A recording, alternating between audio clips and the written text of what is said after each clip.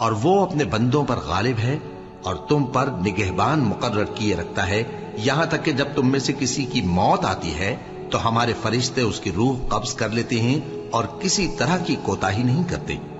پھر قیامت کے دن تمام لوگ اپنے مالک برحق اللہ تعالی کے پاس واپس بلائے جائیں گے۔ سن لو کہ حکم اسی کا ہے اور وہ نہایت جلد حساب لینے والا ہے۔ کہو بھلا تم کو جنگلوں اور دریاؤں کے اندھیروں سے کون نکال لاتا ہے، جبکہ تم اسے عاجزی سے اور چپ کے پکارتے ہو اور کہتے ہو اگر اللہ ہم کو اس تنگی سے نجات بخشے تو ہم اس کے بہت شکر گزار ہوں۔ کہو کہ اللہ ہی تم کو اس تنگی سے اور ہر سختی سے نجات بخشتا ہے، پھر بھی تم اس کے ساتھ شرک کرتے ہو۔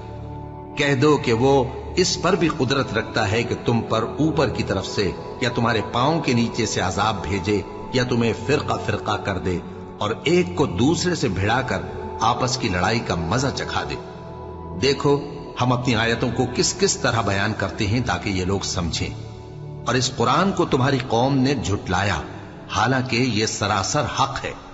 کہہ دو کہ میں تمہارا داروغہ نہیں ہوں، ہر خبر کے لیے ایک وقت مقرر ہے اور تم کو ان قریب معلوم ہو جائے گا۔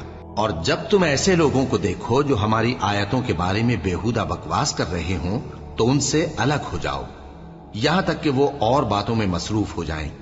اور اگر یہ بات شیطان تمہیں بھلا دے تو یاد آنے پر ظالم لوگوں کے ساتھ نہ بیٹھے رہو، اور پرہیزگاروں پر ان لوگوں کے حساب کی کچھ بھی جواب دہی نہیں، ہاں نصیحت تاکہ وہ بھی پرہیزگار ہوں۔ اور جن لوگوں نے اپنے دین کو کھیل اور تماشا بنا رکھا ہے اور دنیا کی زندگی نے ان کو دھوکے میں ڈال رکھا ہے، ان سے کچھ کام نہ رکھو، ہاں اس قرآن کے ذریعے سے نصیحت کرتے رہو تاکہ قیامت کے دن کوئی اپنے اعمال کی سزا میں ہلاکت میں نہ ڈالا جائے۔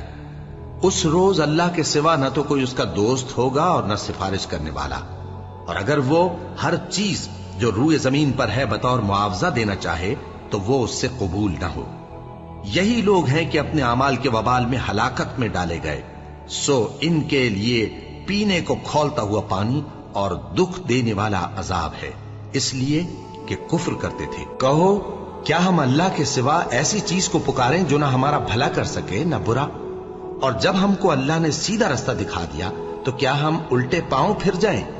پھر تو ہماری ایسی مثال ہو جیسے کسی کو جنات نے جنگل میں بھلا دیا ہو اور وہ حیران ہو رہا ہو، اور اس کے کچھ رفیق ہوں جو اس کو رستے کی طرف بلائیں کہ ہمارے پاس چلا۔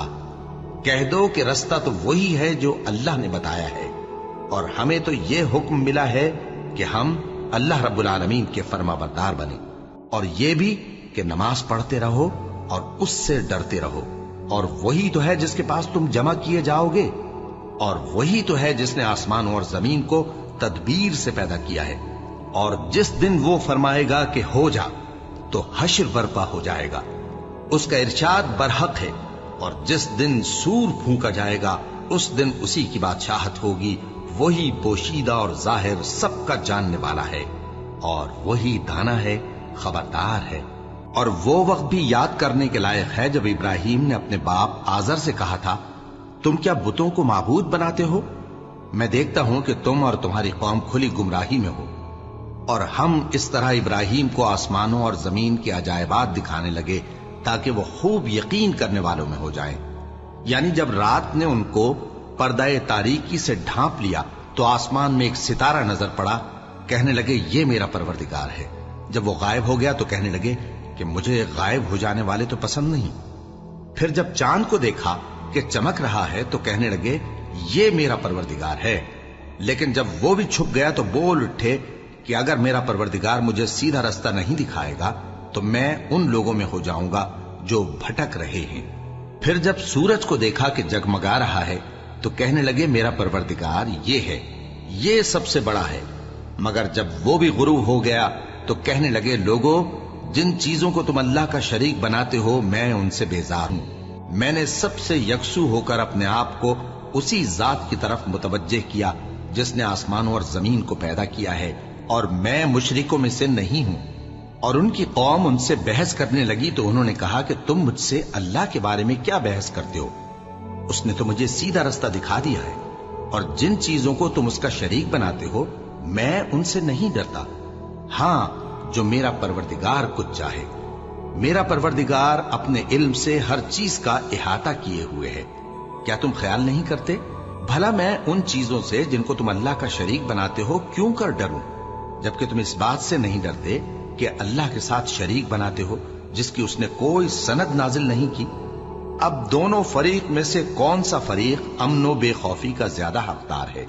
अगर समझ रखते हो तो बताओ। जो लोग ईमान लाए और उन्होंने अपने ईमान को शिर्क के जुल्म से मुलव्वस नहीं किया, उनके लिए अमनो बेखौफी है और वही हिदायत पाने वाले हैं। और ये हमारी दलील थी जो हमने इब्राहिम को उनकी कौम के मुकाबले में अता की थी। हम जिसके चाहते हैं दर्जे बुलंद कर देते हैं। बेशक तुम्हारा परवरदिगार दाना है, खबरदार है। और हमने उनको इसहाक और याकूब बख्शे और सबको हिदायत दी। और पहले नूह को भी हिदायत दी थी और उनकी औलाद में से दाऊद और सुलेमान और अय्यूब और यूसुफ और मूसा और हारून को भी। और हम नेक लोगों को ऐसा ही बदला दिया करते हैं। और जकरिया और याहिया और ईसा और इलियास को भी, ये सब नेकूकार थे। और इस्माइल और अलीयसा और यूनुस और लूत को भी। और इन सबको दुनिया जहां के लोगों पर फजीलत बख्शी थी। और बाज बाज को उनके बाप दादों और औलाद और भाइयों में से भी। और उनको बरगुजीदा भी किया था और सीधा रास्ता भी दिखाया था। ये अल्लाह की हिदायत है, इस पर अपने बंदों में से जिसे चाहे चलाए। और अगर वो लोग शिर्क करते तो जो अमाल वो करते थे सब जाया हो जाते। ये वो लोग थे जिनको हमने किताब और हुक्म शरीयत और नबूवत अता फरमाई थी। अगर ये कुफ्फार इन बातों से इनकार करें तो हमने इन पर ईमान लाने के लिए ऐसे लोग मुकर्रर कर दिए हैं कि वो इनसे कभी इनकार करने वाले नहीं। ये वो लोग हैं जिनको अल्लाह ने हिदायत दी थी, तो तुम इन्हीं की हिदायत की पैरवी करो। कह दो कि मैं तुमसे इसका कोई सिला नहीं मांगता। ये तो दुनिया जहान के लोगों के लिए महज नसीहत है।